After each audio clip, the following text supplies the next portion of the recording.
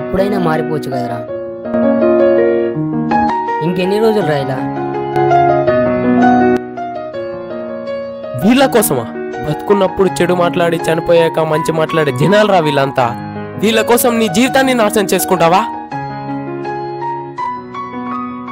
చివరిగా తనని ఎక్కడ చూసావన్నా?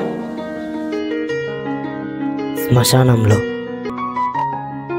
నువ్వు ఒకడి కోసం మారాలనుకున్న రోజే నీ ఐడెంటిటీని కోల్పోయావని అర్థం. ఎంటికలు గడ్డముంటే ఈ ప్రపంచం వాడిని విధవ అంటుందా?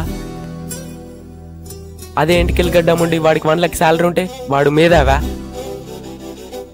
అయినా మనం మారిన మన గురించి మాట్లాడేవాడు ఎప్పటికీ మారాడు. ఒకటి గుర్తు పెట్టుకోరా, ఎవరికైతే ఎక్కువ తెలివి ఉంటుందో వాడి వల్లనే చాలా ప్రాబ్లమ్స్ క్రియేట్ అవుతాయి. ఆ ప్రాబ్లమ్స్ వాడికి రావు, వాడి చుట్టూ ఉన్న జనానికి వస్తాయి. వాడి వల్లే ఈ మనుషులు మారుతున్నారు. నన్ను ఎంతలా ప్రేమిస్తున్నావో తెలుసుకోవచ్చా?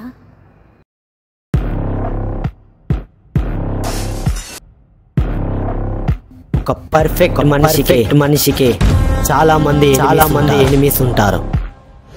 వేరే వాళ్ళ ఒపీనియన్ తీసుకొని ప్రాబ్లమ్స్ క్రియేట్ చేసుకుంటారు.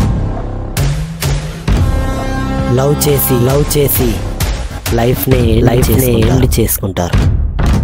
ప్రతి ఒక్కడు చావాల్సిందే.